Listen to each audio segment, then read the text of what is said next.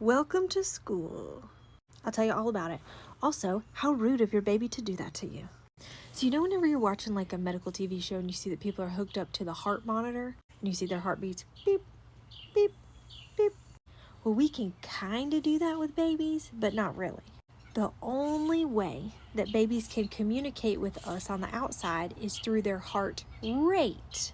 Not their heart rhythm, but the amount of times that their heart is beating per minute. And we graph it almost like a heartbeat, but the lines that you see are graphing that baby's heart rate going up and down. So here you can see the numbers, right?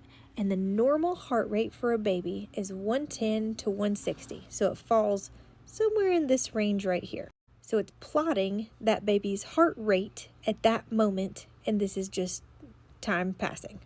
These are the contractions down here, but for this conversation, we're just going to look at that top part. So when we're seeing how well a baby's doing, we're looking at a few different things. The first thing is, what is that baby's baseline? Does that baseline heart rate fall in that normal range, 110 to 160? So where does this heart rate fall most of the time? The heart rate baseline is a very low determining factor for how well a baby is doing. The second and most important thing that we look at is variability. Variability is the ability of this baby to variable its heart rate. Variability, meaning, can this baby increase and decrease its heart rate?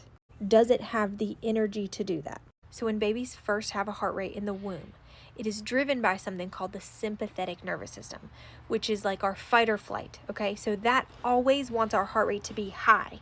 Now, as the baby grows and matures, there's another nervous system that comes into play called the parasympathetic nervous system. This is the nervous system that wants our heart rate to be low. It wants us to rest. It wants us to digest. So, a baby who is neurologically intact and doing well is a baby that can have those two nervous systems argue with each other. And we are reassured when we see a baby that can have those two nervous systems argue with each other. Now, if a baby's been in some trouble and they're getting tired, we may see that ability to move the baby's heart rate up and down get to be less. So see, this baby's heart rate is a little flatter. Now, this could be a baby that is sleeping, but we usually give a baby about 20 minutes to act like this before we're like, hey, something else is up. Now, the kind of strip that makes a labor nurse let out a little turd in their panties is this one right here, absent variability. When that baby is not able to change its heart rate at all. That is a baby saying, help me right now. I have no reserve left. So if my heart rate goes down, I can't bring it back up on my own. So we like squiggles, okay? So far we have baseline. Second thing we have is variability. The third thing we have is accelerations. Are we able to all of a sudden say, whew, I can increase my heart rate just on this little bit right here. So right here we have, you see a good baseline and everything, but then we're able to say, whew, yeah, that's what the baby says. Those are good. We like accelerations. Now, the last thing we look for are decelerations, which is specifically what your question asked about. So the first kind is called an early deceleration. It's really the only deceleration that we're typically okay with for the most part. It's where the heart rate goes down just a little bit during a contraction. Now, this tells us that a baby's head is being squeezed. It's head compression that's causing that dip in the heart rate during a contraction. Now, because we want that baby's head to get squeezed on out, we're typically okay with this. If we're seeing these when your cervix is closed and your baby is super high, not always the best sign, because that could mean that the baby's already having trouble fitting into the pelvis at way up high, which is not a great sign. Now, this type of deceleration right here is called a variable deceleration. Now, you see it goes down abruptly and then comes back up abruptly. So this is telling us that there's some type of cord compression.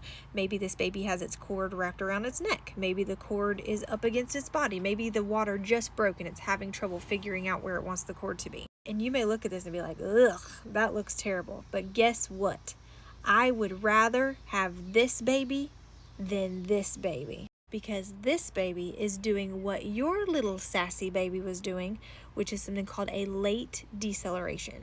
So this is a deceleration whose bottom of the deceleration happens after the peak of the contraction.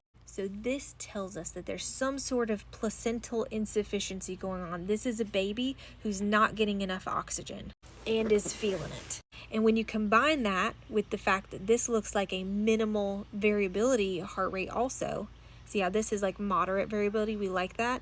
This is minimal. This is a baby that's saying, not only am I not getting enough oxygen, I am exhausted. I am tired, please help me. The last type of deceleration is called a prolonged deceleration. We also hate these so much. This will also cause you to pinch off a turd in your panties. But I would rather have this baby than this baby, because what did we learn about variability? This baby's got some reserve and can come up. There are things that we can do to try to help decelerations. Number 1, position changes. Number 2, a fluid bolus, giving you some extra fluid to help with your blood pressure. Number 3, turning off any kind of contraction medicine that we may have going on. For some of these decelerations, we could insert an internal monitor to give your baby more fluid. That's called an amnio infusion. It doesn't work for late decelerations though, or earlies. Can work for variables and prolongs. Lates are tough, man. Lates are real tough.